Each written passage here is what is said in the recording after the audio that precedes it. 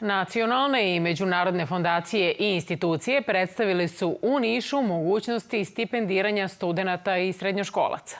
Na 4. sajmu stipendija predstavljeno je 15 takvih programa.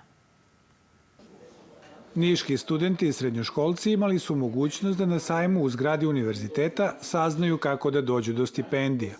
Programe su predstavile državne i gradske institucije, međunarodne fondacije i velike kompanije. Ja sam na medicini, 4. godina medicine i došli smo da se raspitam vezano za stipendiranje u Sloveniji.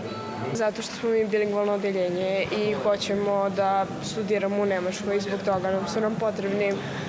Tamo su bolji uslovi, gastronomija i menadžerstvo, biznis. Pa nekako sam dobra u tome i mislim da ću u inostranstvu više da se unapredim. Univerzitet u Nišu preko Centra za razvoj karijere ovaj sajam organizuje od 2016. godine.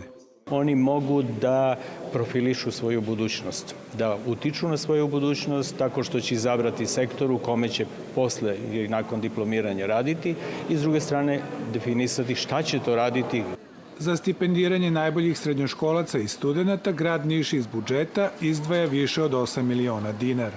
Mesečni iznos gradske stipendije je 6.800 dinara, to je trenutni iznos, a naravno radimo na tome da svake godine, makar i neznatno, uvećamo ove iznose kako bi doprineli što kvalitetnijem radu i učenju.